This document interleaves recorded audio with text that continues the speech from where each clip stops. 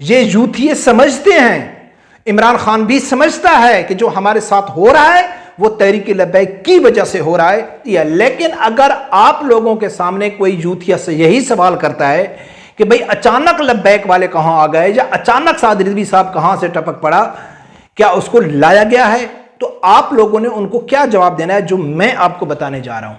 एक लब्बैक वाला खड़ा था, वो कहता है कि यूथिया पहले भी ये बाजार भी था और ये लोग भी थे, लेकिन आप गदी के इश्क में इतने पागल थे। इससे बेहतरीन मिसाल कौमी यूथ को समझाने के लिए कोई और नहीं हो सकती। बिस्मिल्लाहिर्रहमानिर्रहीम। अस्सलाम वालेकुम नाज़रीन। एक बात की समझ नहीं आ रही है और आप लोगों ने भी नोट किया होगा कि जब से हाफिज साद रिजवी साहब ने प्रेस कॉन्फ्रेंस की, पाकिस्तान की पूरी मीडिया ने दिखाया जो तहरीक लब्बैक से रिलेटेड हैं, जो तहरीक लब्बैक के सपोर्टर हैं या उसको जो फॉलो करते हैं, वो तो उनको तो पहले ही मालूम था कि हाफिज साद रिजवी साहब ने ऐलान किया हुआ है। पहले 11 मई का किया था, फिर 22 मई का किया था, वो तो टच है, उनको तो सब कुछ मालूम है। लेकिन जब पूरी मीडिया ने साद रिजवी साहब की वो प्रेस कॉन्फ्रेंस दिखाई, तो उस प्रेस कॉन्फ्रेंस के बाद जो तकलीफ होनी थी या होनी चाहिए थी, वो तो पीटीएम वालों को होनी चाहिए थी, क्योंकि जो एहतजाज हो रहा है, लॉन्ग मार्च हो रहा है, वो तो पीटीएम के खिलाफ हो रहा है, इस हुकूमत के खिलाफ हो रहा है। नून लीग के सपोर्टरों को तकलीफ होनी चाहिए थी, पीपल पार्टी के वालों को होनी चाहिए थी, फजरमान वालों को होनी चाहिए थी, लेकिन तकलीफ बहुत ज्यादा यूथियों को हो रही है। हाँ, बावजूद इसके कि हाफिज साद रिजवी साहब नरम रवैया रखता है अपनी प्रेस कॉन्फ्रेंस में, लेकिन फिर भी यूथियों को तकलीफ हो रही है। और जो मीडिया वाले ने भी एक सवाल किया, यही सवाल किया हाफिज साद रिजवी साहब के ऊपर। साद रिजवी साहब को कहता है कि भाई, मीडिया वालों ने सवाल किया कि आप अचानक कहां से आ गए, तो हाफिज साद रिजवी साहब ने जो जवाब दिया, तो यकीनन हाफिज साद रिजवी साहब को तो वही जवाब देना चाहिए था जो उसने दिया। लेकिन हम तो ना लीडर हैं और ना हम प्रोफेशनल सहाफिया हैं, हम तो हैं आम से यूट्यूबर। जो आदमी हमारे साथ जिस लैंग्वेज में बात करेगा, जिस स्टाइल में बात करेगा, जैसा सवाल करेगा, तो हम उसको जवाब ऐसा ही देंगे। और यूथ ये कह रहे हैं कि भाई ये कहां से आ गए, बुरे बुरे कमेंट्स कर रहे हैं कि साद रिजवी साहब के मुतालिक, लब्बैक के मुतालिक, ये अचानक कहां से आ गए, इनके पट्टे खुल गए वगैरह वगैरह, कह रहे हैं कि ये अचानक आ गए हैं या इनको लाया गया है। और यही सवाल किया मीडिया वाले ने।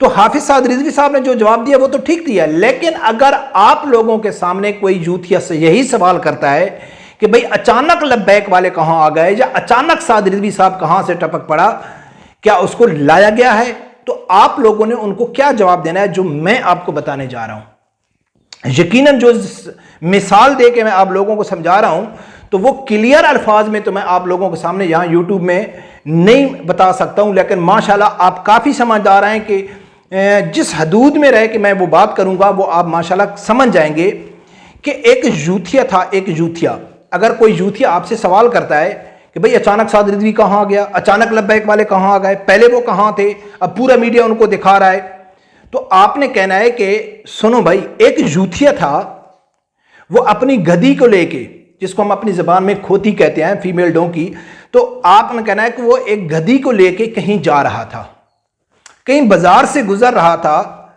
तो वो गधी के इश्क में पागल हो गया। कौन? वो यूथिया जो लेके जा रहा था। वो इतना इश्क में पागल हुआ गधी के कि उसको बाजार का ख्याल भी न रहा और शैतान उसके ऊपर हावी हो गया।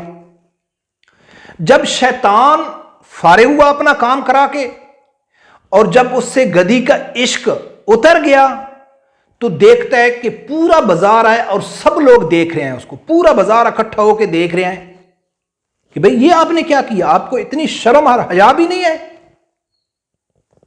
तो वो बड़ा शर्मिंदा हुआ।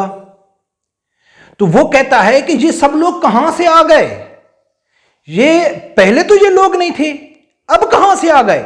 जब मैं गधी के इश्क में पागल था, शैतान मेरे ऊपर हावी था, तो ये लोग तो नहीं थे, अब कहां से आ गए?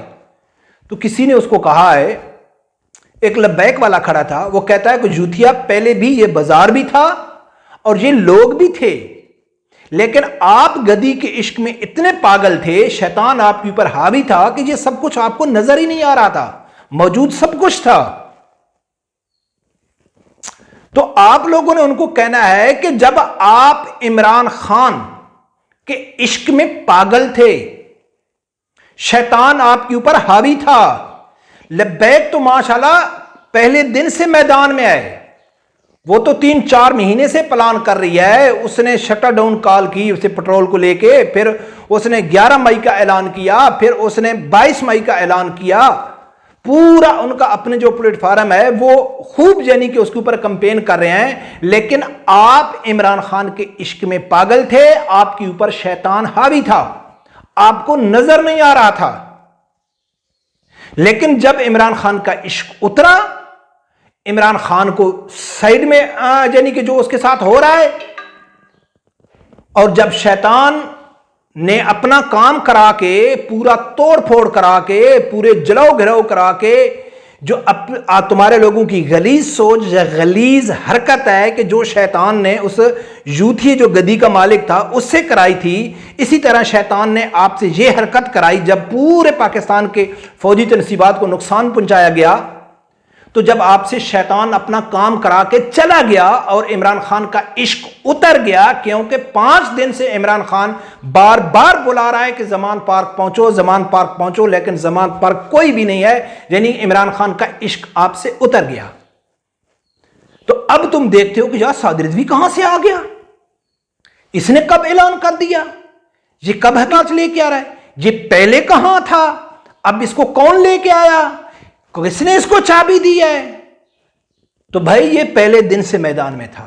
इससे बेहतरीन मिसाल कौमी यूथ को समझाने के लिए कोई और नहीं हो सकती। हम साद रिजवी साहब नहीं हैं कि बड़े आराम से महजब तरीके से उसको एक सियासी तरीके से, एक मैच्योर तरीके से जवाब दें। हमारे सामने जो सवाल करेगा, हम सोशल मीडिया पे जब देखते हैं, इनकी मुनाफकत देखते हैं, तो यकीन माने कि बहुत ज्यादा तकलीफ होती है कि ना फैक्ट को ये सामने रखते हैं, ना अक्ल इनमें आए, ना शऊर इनमें आए। ठीक है, तो सिर्फ यानी कि मुनाफकत ही करते हैं।